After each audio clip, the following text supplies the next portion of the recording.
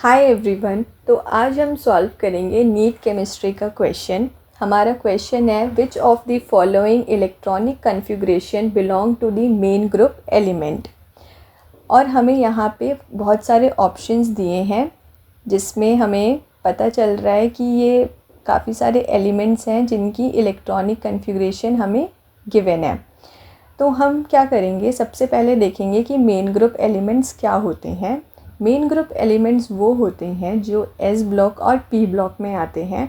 इनकी electronic configuration होती है NS1, NS2, NS2, NS2, NP1 to NS2, NP6। जो भी एलिमेंट्स हैं जिनकी इलेक्ट्रॉनिक कन्फिग्रेशन ये होती है, इसके अंडर आती है, वो सारे ही हमारे मेन ग्रुप एलिमेंट्स होते हैं। अब हम और हाँ, ये भी याद रखना है कि जहाँ पर D या F सबशेल फिल्ड हो या इन्वॉल्व हो इलेक्ट्रॉनिक कन्फिग्रेशन में, तो वो मेन ग्रुप नहीं होता। अब हम ऑप्शन वाइज देखेंगे, सारे एलिमेंट्स की इलेक्ट्रॉनिक कन्फिग्रेशन चेक करेंगे और ये पता लगाएंगे कि वो मेन ग्रुप एलिमेंट है कि नहीं। सबसे पहले है हमारा ऑप्शन 1। ऑप्शन 1 में हमारी इलेक्ट्रॉनिक कन्फिग्रेशन है, ये नियॉन एलिमेंट है, नियॉन की इलेक्ट्रॉनिक कन्फिग्रेशन। देन हमारी लास्ट उसके बाद है 3s1। यहाँ पर सिर्फ 3s1 प्रेजेंट है। जो हमारी वैलेंस शेल है वो है 3s1। इससे ये पता चलता है हमारा लास्ट इलेक्ट्रॉन s ऑर्बिटल में जा रहा है, यानी कि वो s ब्लॉक एलिमेंट है। ये एक एल्केली मेटल है और s ब्लॉक का एलिमेंट है। इट मीन्स ये एक मेन ग्रुप एलिमेंट है। अब हम नेक्स्ट देखेंगे। नेक्स्ट जो हमारा एलिमेंट है उसमें है ये आर्गन की electronic configuration. Then 3d3, 4s2। यहाँ पर हम देख रहे हैं कि हमारे पास ये 4s2 है, ये ऑर्बिटल तो है ही हमारे पास, पर उससे पहले है 3d और वो 3d3 है, यानी पार्शियली फिल्ड d सबशेल है। इससे हमें ये पता चलता है कि ये जो एलिमेंट है वो एक ट्रांजिशन एलिमेंट है, बिकॉज़ यहाँ पे 3d सबशेल पार्शियली फिल्ड है और जहाँ पर d पार्शियली फिल्ड होता है वो ट्रांजिशन एलिमेंट होता है, मेन ग्रुप एलिमेंट नहीं होता है। इससे हमें ये पता चल गया कि B वाला हमारा ट्रांजिशन एलिमेंट है, मेन ग्रुप एलिमेंट नहीं है। नेक्स्ट हम देखेंगे एलिमेंट C, उसकी इलेक्ट्रॉनिक कन्फिग्रेशन देखेंगे।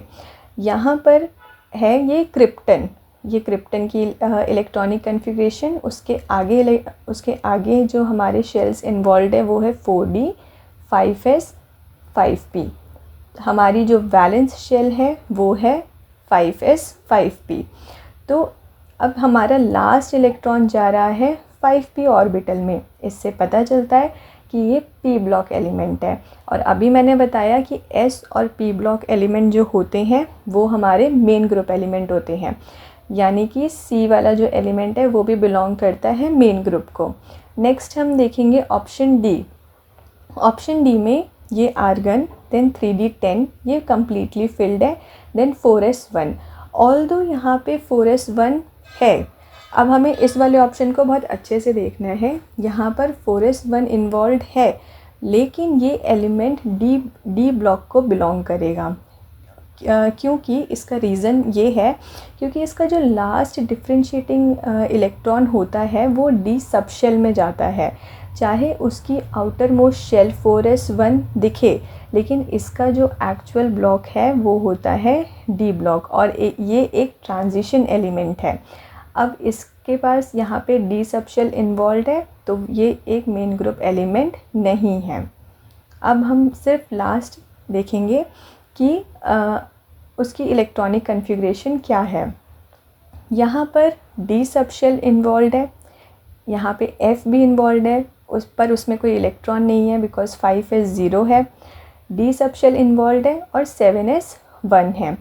जब डी सबशेल की इन्वॉल्वमेंट है और यहाँ पे F सबशेल की इन्वॉल्वमेंट है, तो ये एलिमेंट, इससे हमें ये पता चल रहा है कि ये एलिमेंट ट्रांजिशन या फिर इनर ट्रांजिशन एलिमेंट होगा, पर मेन ग्रुप एलिमेंट तो नहीं है जो हमें क्वेश्चन में पूछा है।